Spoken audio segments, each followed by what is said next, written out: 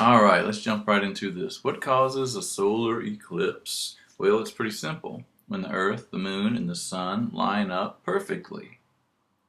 And scientists have made an awesome word for this. It's called syzygy. Syzygy. Try using that in Scrabble. Syzygy means to be yoked together. It's when three objects gravitationally bound to one another. Three celestial objects make a straight line. And before we jump into this, let's give a quick shout out to NASA for all the wonderful visualizations they have provided the public to use.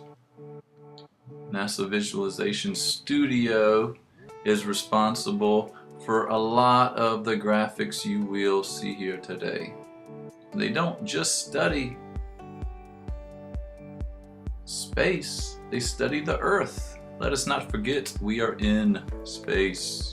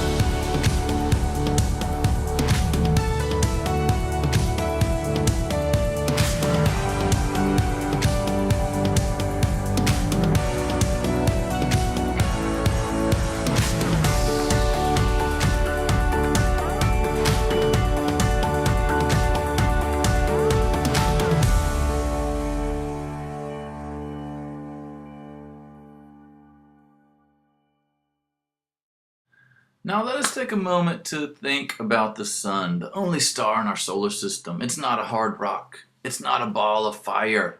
It's something called plasma, electrically charged particles. These electrically charged particles flying out send out lots of energy, not just light and heat, but some of that energy creates what we call the solar winds. Now we know the sun has layers, but today we're not focusing on that. So we're excited about the eclipse because it's the only time you'll ever see in your life the sun's atmosphere, the corona, which creates the solar winds that bombard our solar system. The corona, again, is the atmosphere of the sun, and you will never see it with your eyes unless you are in the path of a total solar eclipse. The corona extends out much further than we used to think.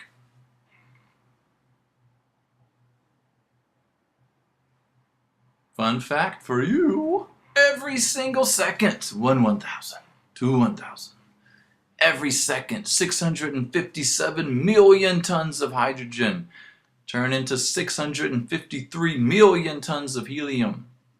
You don't have to be too good at math to know those numbers don't match up. That mass is changed into energy every single second. The sun is gigantic. So we're learning so much about the sun because of the SDO, which scientists have put into space, and it takes photos of the sun every 3/4 of a second. What you're about to see is not computer animation. It is not fake. It is real images of the sun pieced together to make a motion picture. Every year, NASA releases a best of, and this was SDO's 5th year. So take a moment and be awed by the amazing, amazing views we now have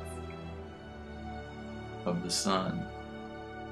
We continue to learn so much about the star that provides us with some of the key ingredients for life to exist on our planet, of course.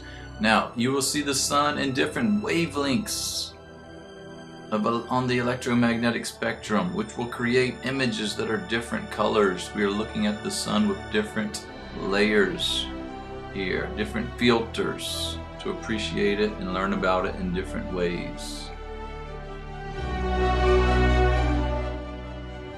There's little old Venus having a transit or crossing in front of the sun.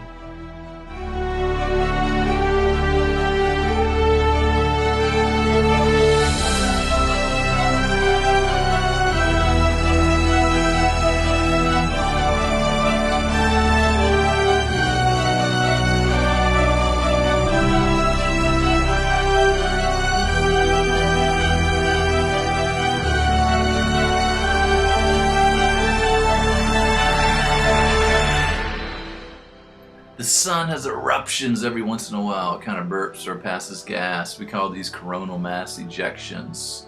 It creates, solar flares. It can disrupt our telecommunication systems.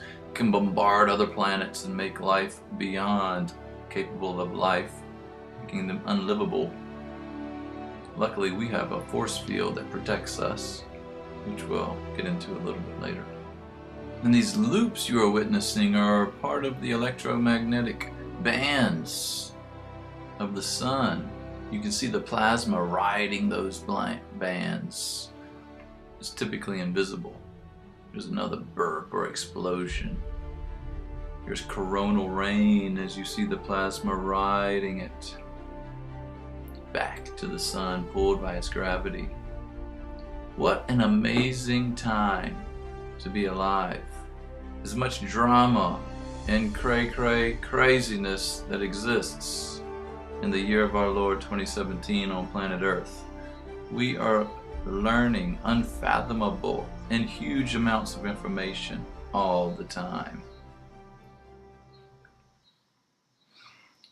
So, how often do eclipses happen? Well, to understand the answer to that, we first have to understand the cycles of the moon, particularly the distance or time distance between new and full moons. So let's do a little experiment. Alright, there is a lot of information going on here. Just observe the time and phase, the two at the top right of our data column at the bottom right here, time and phase. We had a full moon on the 11th. We had a new moon on the 26th, the pink moon. So the 11th for a full moon. And then in May, following the pink moons, the flower moon from the 11th to the 10th. The last new moon was on the 26th. When will this one be? From 26 to 25. Full moons, we went from 11 to 10. When will be June's mini moon? That strawberry moon was on the 9th. New moons, 26, 25. When will we have the new moon of June? After the solstice on the 23rd. Alright, 11, 10, 9. When will we have July's full buck moon? When those boys are growing their antlers out. The 9th as well. Maybe you notice a pattern. 26, 25, 23. When will the next new moon be? The 23rd as well. And this brings us to August, the month we are excited about. The full sturgeon moon happened on about the 7th. So about half a month later, or 14 days later, the day we're all excited about this year, August 21st, the new moon. So here's the first thing. Solar eclipses only happen on new moons. Lunar eclipses only happen on full moons. We have a new moon and full moon every 29 and a half days. Is a month the same thing as a month? Well, about. That's where we get the word from for month. New moons every month, yet a solar eclipse every 6 months. The critical thinkers will wonder, why? Why do we have such things? You would have had to have been in a planetarium show for this visual aid. But it's basically simple. The moon is not a straight line like the top image, but is tilted at 5 degrees. Here we can see this 5-degree tilt of the moon, which means it does not always create syzygy on every new moon. Sometimes when the moon is new, It's under the Earth because of that 5-degree tilt of its axis in relationship to the sun and the moon. Sometimes it's above it, and sometimes, about twice a year, the shadow of the moon will line up just so as syzygy happens and create a solar eclipse on our planet. Look how tiny that little shadow is. We'll get more back into that. So why do they happen? Well, the sun's diameter is 400 times bigger than the moon, so they shouldn't line up so well, but it's also 400 times further away. Coincidence? That is subjective. I'd say no, it's not a coincidence. So when is the next solar eclipse in America? And also you can do a fun experiment with a plate and a quarter to figure out how different size objects can appear the same. So look at this wild map of all the solar eclipses happening in the 21st century. We've got one this year, August 21st. Eclipses come in patterns though, part of sorrow cycles, which I'm going to gloss over super fast for the sake of time. But sorrow cycles are 18-year jumps, part of a bigger 54-year cycle. So the last one to go coast to coast was 99 years ago. Police enforce quiet so astronomers may make priceless observations. So we got three main types, right? The partial, the annular, and the total. Let's talk about each of them briefly. First though, we'll take this moment to hopefully tell you something you already know. Do not look at the sun with your eyes alone. Never. You will overheat and burn the retinas of your eyes. This is not a good thing. You need special glasses. So we have partial eclipses, which are just like they sound. Part of the moon blocks some of the sun. It's not total, it's partial. Here's a partial eclipse from space. Let's look at another wavelength of light and energy. Will it be any different? What do you think? Of course not. A partial eclipse makes a sickle sun. Here's another partial eclipse under a different wavelength of light and energy. So it is important to realize there are two different types of shadows created during eclipses, the umbra and the penumbra. Okay, when you start to look at graphics of solar eclipses, you'll start to notice sometimes they show two shadows, a darker one that kind of makes a point and a wider one. So anyone in the penumbra gets a partial eclipse. The penumbra is the giant yellow circle of a lighter shadow here. That means everyone in North America can see a partial eclipse this summer, weather permitting. Even way on up into Greenland.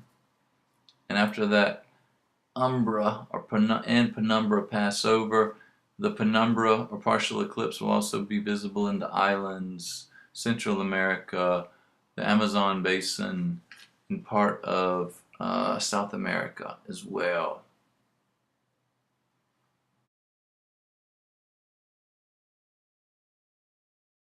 But people are excited about the total eclipse. This is a night and day difference, a huge difference. Annie Dillard said it's about the difference between, kissing a man and marrying one. I've also heard the difference between almost dying and dying. You can't compare the two. If you can see the total solar eclipse, move your body to the path. Get there. And there's going to be a lot of people doing that. So the penumbra, the partial eclipse, is anywhere in the bigger, lighter shadow. The umbra, that tiny pinprick of a shadow, that dark circle, that's kind of actually not circular, that's where the total eclipse happens. Travels from Oregon to South Carolina this year. Now we know that, it doesn't just happen instantly. It goes from partial to total, back the other way. Pictures don't do it justice. Check out this video someone took in Libya, and you can see how excited astronomers and folks get, how much the light changes as you experience this. And what you see in the bottom left is someone's camera feed. Shadow bands!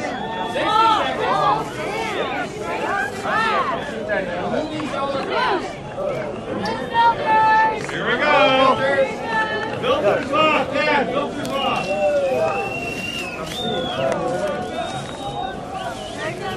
Here it comes! 40 seconds. Wow! Oh, look at that! Yeah! Yes!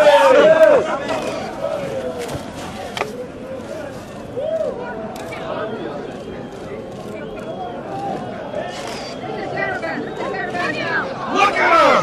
Shadow bands! Oh, wow!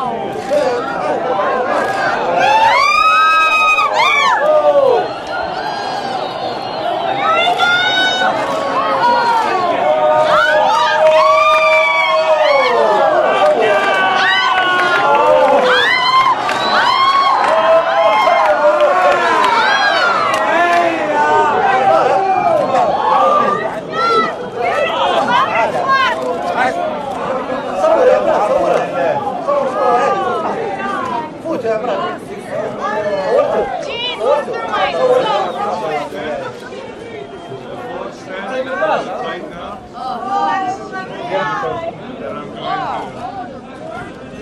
How long it stays? Just a bit. Let the camera run. So there's plenty of maps out there to figure out where you can go to see this. And if we look at this visualization, you'll see, again, from partial to total, and above the umbra, you only experience partial. Below the umbra, you only experience partial. But on that path, you go from partial to totality. This path is where it's at. This is where you want to be to experience a life-changing phenomenon, weather permitting.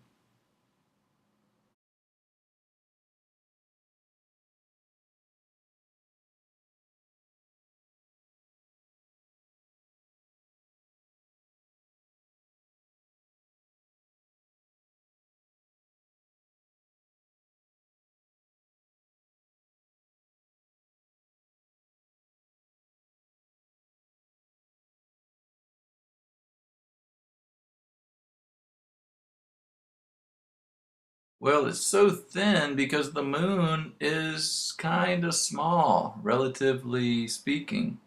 And that shadow it creates, by the time that shadow travels from the moon to the earth, is pretty small. So other planets also experience eclipses. Here's one on Mars. We have one moon. Mars has two.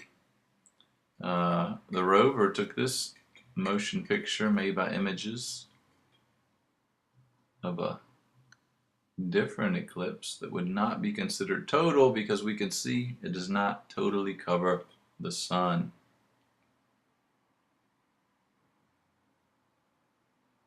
This robot is also not quite as excited as those astronomers about this.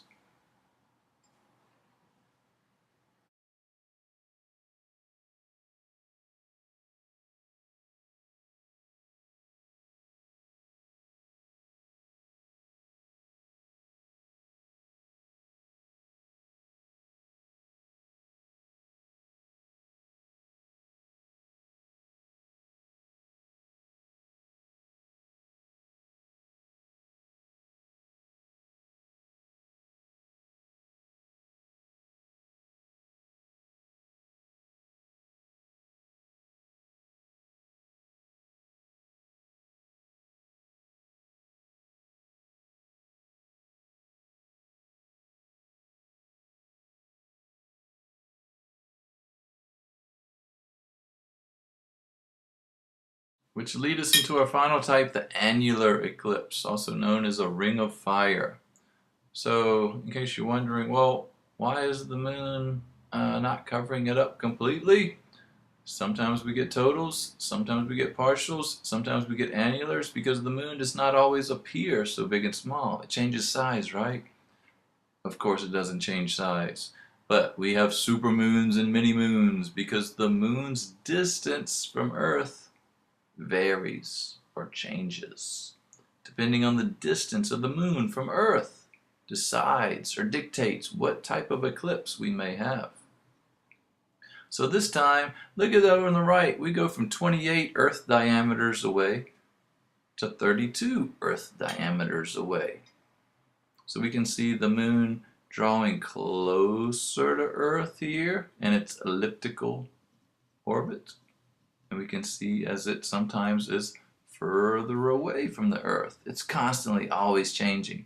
The bottom left graphic also shows that if you look at that band, the moon sometimes kind of on the outside of the band, further away. Sometimes on the inside of the band, a little bit closer. We know this impacts the tides, but more importantly right now, it impacts the type of eclipse we have.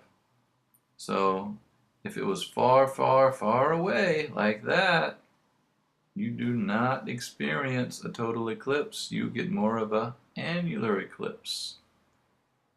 So where do you think it'll be on the new moon of August 21st? Closer than average or further from average? Critical thinking.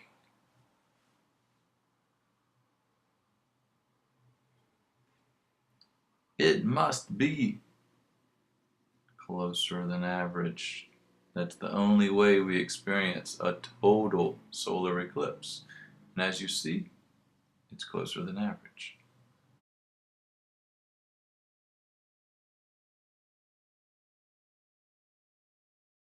Scientists love them because we can kind of better understand slowly and study the corona, which of course we say is the atmosphere, which creates solar winds. And when those solar storms bombard our planet, sometimes they slam into our force field and create what's called the aurora borealis, or the northern lights, sometimes the southern lights.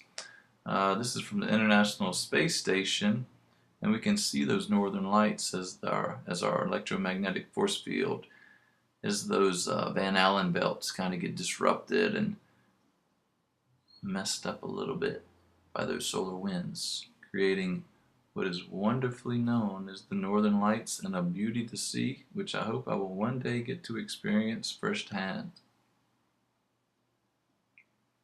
This hodgepodge shows us all the different wavelengths of energy and light we can view the sun under or through.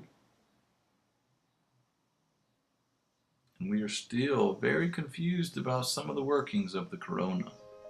Even data scientists like this and map makers, what we're talking about cartographers. Is several visualizations of the path of the moon's shadow during the eclipse in 2017.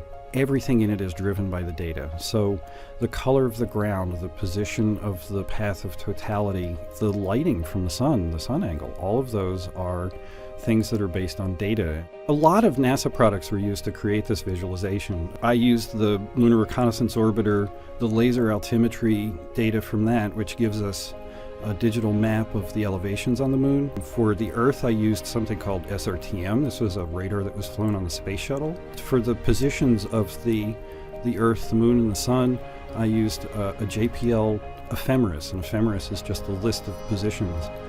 But it's the most accurate tabulation of those positions. This visualization is unique because it shows the effect of both the irregular edge of the moon, the limb of the moon we call it, and the elevation of the observer. Now, we've known for a long time that the elevation of the observer affects where the shadow is. We've also known that the mountains and the valleys along the edge of the moon affect the shadow. So you may have seen on eclipse maps in the past that the image of the umbra, that shape of the shadow on the Earth, is drawn as a smooth oval.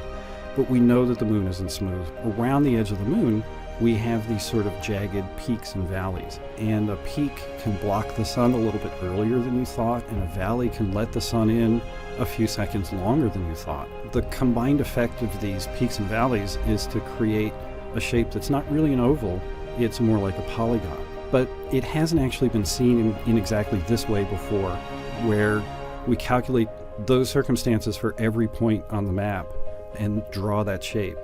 Totality is that 2 minutes when or 2.5 minutes when the moon completely covers the sun. The sudden darkness of totality is just something that a lot of people can't compare to anything else. I love the idea that I'm giving this kind of map to other people, and especially that it's more detailed and more accurate so that people are actually in the right place to see it.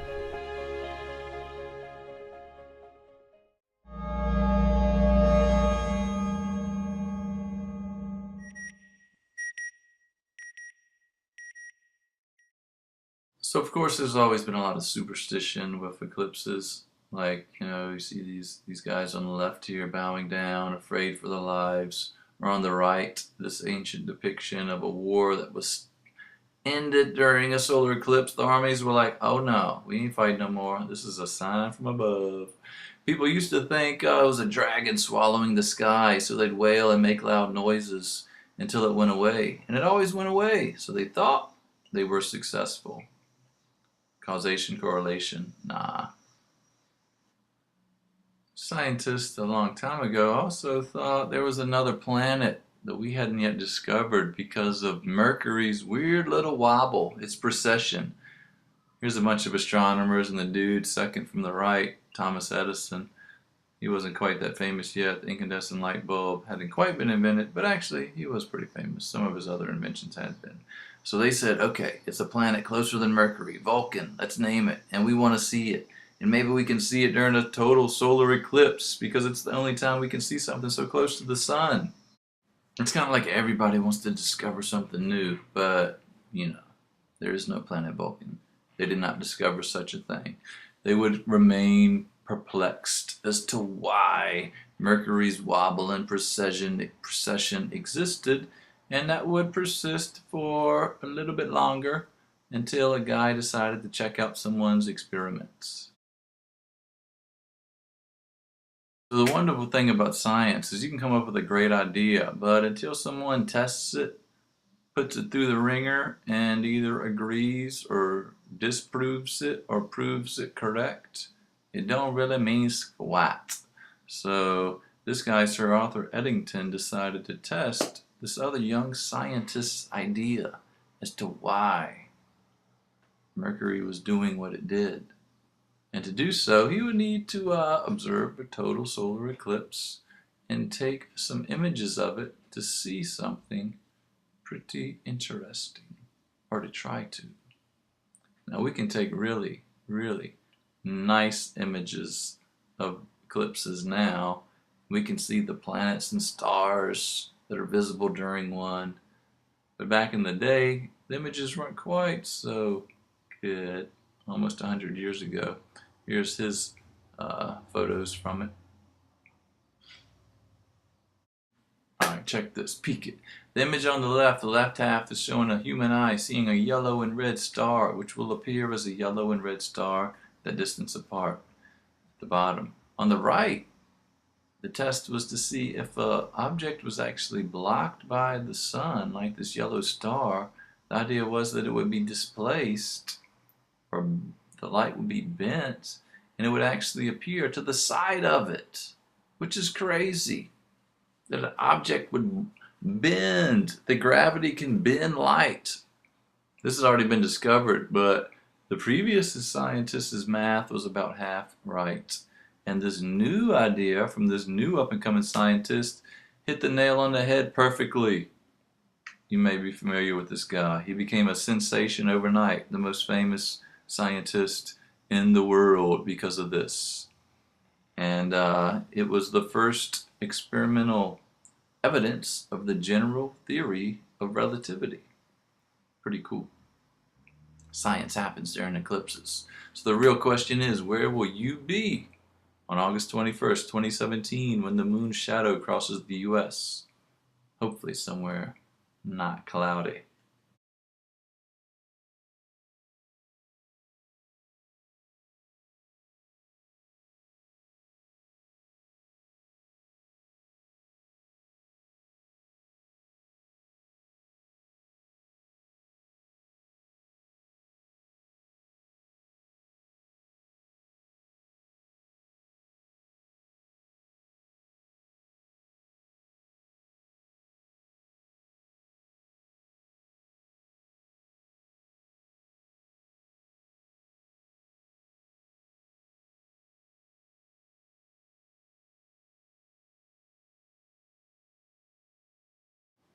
Again, the path is thin. The timing depends on where you are, but there's lots of high quality maps out there to figure out exactly where you can be to see it and what time it will occur at. Just do your research if you haven't already.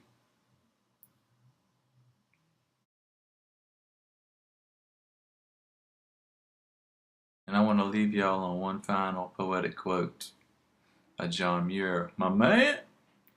When we contemplate the whole globe as one great dewdrop striped and dotted with continents and islands, flying through space with other stars, all singing and shining together as one, the whole universe appears as an infinite storm of beauty. Let us not forget the sun is but one small star that makes up our part of our solar system, one of many billions in the Milky Way galaxy. Thanks for listening, and I hope you can see the total solar eclipse of 2017. And thanks to NASA and all the other folks for these great images and visualizations. Peace out.